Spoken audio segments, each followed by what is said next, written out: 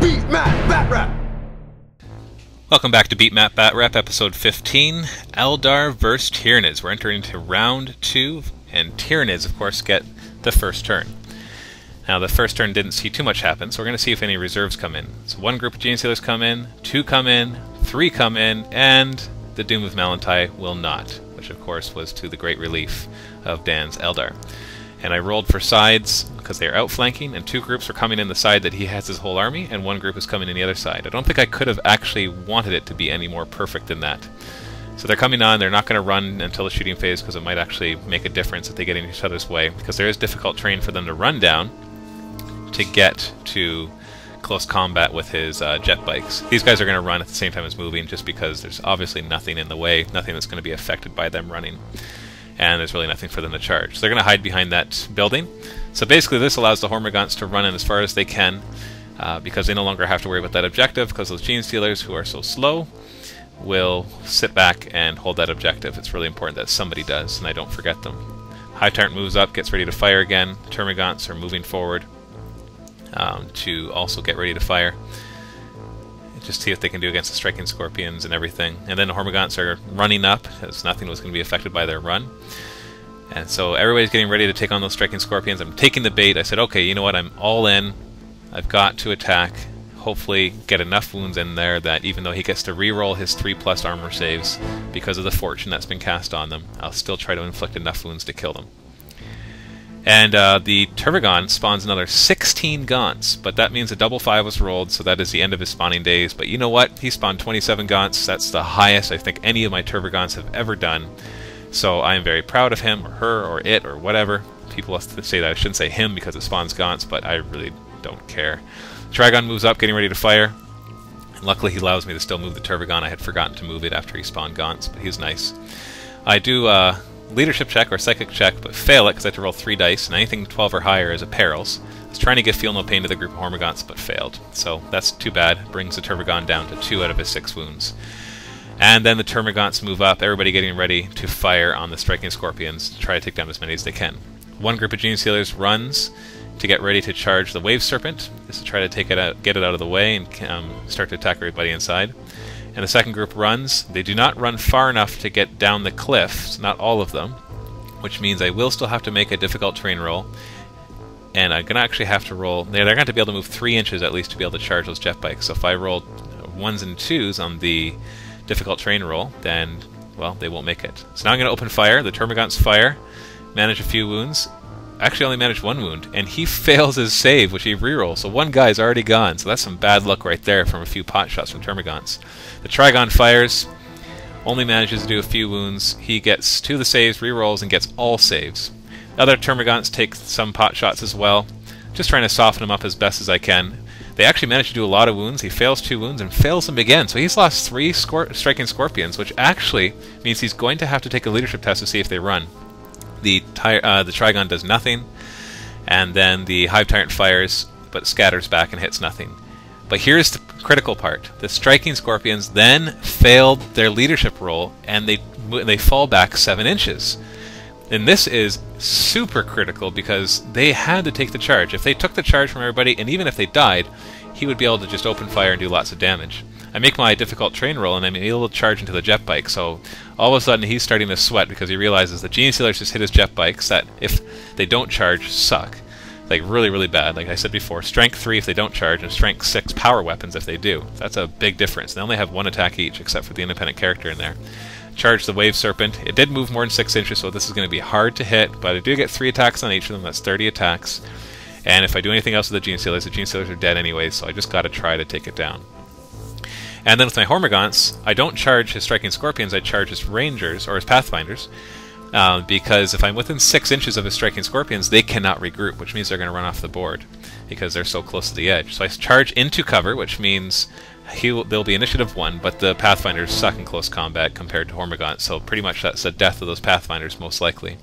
Then I make a difficult decision. I decide to charge my Hormagaunts into the jet bikes. The reason it was difficult to choose was because if I didn't charge him, it would force him to have to consolidate into combat, or basically react to the charge, and they'd all be up against the Gene Stealers. And I had confidence that Gene Stealers could kill them by themselves, but with the Hormagaunts there, there'd be less Gene Stealers to attack because they're too far back, and he might actually be able to pick off a few Hormagaunts, whereas he might actually have trouble against the Gene Stealers. So he's got a couple higher initiative guys, so he's going to go after the Hormagaunts first. So he rolls to hit, manages a few wounds. I don't get any saves, so I lose 3 Hormagaunts who will not get to fight back because they're lower initiative than what just fought. Then we're going to do his jet bikes. They're the same initiative as the Hormagaunts, so any ones that they kill will still be able to hit back. He only manages to kill 1. I fail the armor save, but I'm just going to put him aside so remember that he fights back. And my Gene Stealers are initiative 1 because they charge through cover. And so he attacks him and does nothing. So the Hormagaunts are going to first attack his independent character. And they get 3 attacks each. There's 2 of them that are attacking him. And the independent character fails one of the saves, and so loses one of his 3 wounds, I believe. And then the Hormagaunts are going to attack the rest of the guys. They get lots of attacks. And they've got poison, and so they wound on 4s. They don't get to reroll because their strength is lower than their toughness. And he fails 2 of the saves, so 2 of the bikes go down. Now, even though he removed that one, the Gene Stealers still get to fight, even though they're not in base contact anymore. And they attack, they hit on 3s, and they wound on 4s, re-rolling, and we get a ton of 6s, which is rending. And he loses all of his guys, I think, except for... Oh, and that's right, he loses all of his guys except for a couple of them, but then he fails his leadership, and I beat him in the initiative roll, which means they die, which is too bad because they can hit and run. And so that whole squad gets wiped out, and I actually calculated it, the Gene Stealers could have done it by themselves. So I did lose a few Hormagaunts without any need, but you know what, it was worth the try, because just in case the Gene Stealers rolled really poorly. So now he's really worried because his Striking Scorpions are running, his Vipers, his Guardian Jet Bikes have... Or, no, those were the Shining Spears. That was like a 200-some-odd point group, and they all just died right there, or maybe it was 400. It was a lot of points, and they all died from that attack. And then the Gene Stealers actually managed to blow up the Wave Serpent. And so in the resulting explosion, 1 Dark Reaper goes down. None of the Gene Stealers die. All the guys inside are taking a hit, and manage to do a bunch of wounds, but he saves all of them? I think he saves all of them, and maybe one of them died. I can't remember what he rolled there and what mattered. So all those guys are stuck right there, which means my Gene Stealers are dead next turn because they're in the open and they're going to get gunned down, which is difficult to deal with. Going after the Rangers, or the Pathfinders, Pathfinders get to hit first, manage 1 wound, so the guy does go down.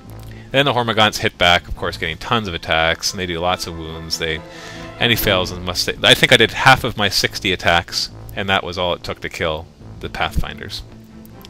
And so he's lost his Pathfinders, lost the Striking Scorpions pretty much, lost the Jet Bikes, the Shining Spheres, but his other Jet Bikes, the Guardians, are coming on. Now they're not very strong, but they are good at running around and grabbing objectives and basically just causing problems. So they're coming on, they come on his table edge, and his guys then run off the board. The Striking Scorpions are gone. So he's rather disappointed. That was some pretty crappy rolling. He does the leadership test 2 times that failed him. He failed a really easy leadership test twice, and that cost him 2 units of guys. So he's going for some revenge here. Going to try to take down the Turbogon with his Dark Reapers, who fire, and of course they do plenty of wounds, and the Turbogon dies. And there was a squad of Termagants near enough, so there's 10 strength 3 hits on them, and 3 of them go down from that backlash. So rolled pretty crappy there. A lot more of them could have died. The Pathfinders are now, the Hormagaunts are out of Synapse, so he's trying to get a pinning shot, but he actually fails to wound with all 5 of his sniper shots. So the Hormagaunts don't have to take a pinning test, which would have been pretty critical. He opens fire on the Gene Stealers and manages to wipe out 6 out of 10 of them. Then he opens fire on the other Gene Stealers, and I think you can guess what's going to happen to that group. He doesn't even fire everything, and I'm just rolling all sorts of attacks to hits, and they're all gone. I don't even think he fired everything for the squad, but they're all dead. And then he's going to fire this Prism. He gets a direct hit, hitting this many Hormagaunts, wounding pretty much all of them. And but then I roll my cover save, and I actually get a lot of cover saves. So the rolls are not working out for him. Overall, the rolls aren't against him. It's those leadership rolls that were really, really critical. Opening fire more on the Hormagaunts because he realizes he has to kill those Hormagaunts, because otherwise he is going to just take another charge, and he does manage to kill another 5 or 6 of them right there. So my Hormagaunts are getting whittled down. And this group of Gene Stealers has to make a leadership test, and they make it. This group of Hormagaunts fails, and this group of Hormagaunts fails because they're not in Synapse. So they're going to run back, but then they'll be in Synapse with the Trigon. So at least they won't keep running. And these ones only run back like 3 inches when they rolled. So they are running, which means even if they do regroup, they only get to move 3 inches, which is too bad. So it does slow them down and makes a big difference. And then the assault phase, he moves back with his jet bikes, and then he charges in. And the reason he does this against the Gene Stealers is because even though I'm a higher initiative than him, he has Defender with his Exarch in there, I think, and that basically drops my number of attacks by 1. So I only have 1 attack each. 3 of them attack, 2 of them wound, and he gets his saves, and he makes both of them. So I actually do no wounds against him. He hits back. He doesn't have a lot of attacks, but he still can do some damage here. But unfortunately, he rolls really crappy, and fails to really do any real damage. I think he manages to kill 1 of them. So 1 Gene Stealer goes down from that charge. It's not what he was looking for, but at least they got tied up in combat. I did not fail my leadership roll, so they did not run away. So look at the end of round 2. Already, this is just crazy. Striking Scorpions run away. The Dire Avengers come back after them. But the Shining Spear squad is dead. The one group of Pathfinders is dead. His Wave Serpent dies. But then he retaliates, and you can see how much he can kill with shooting. He kills almost both groups of Gene Stealers. He kills tons of Hormagaunts, takes out my Turvagon, and unfortunately does not do anything against those Hormagaunts. He should have been able to pin them or something. Stay tuned for round 3, and make sure you post a comment who you think is going to win. Visit miniwargaming.com to see our videos 1 month early.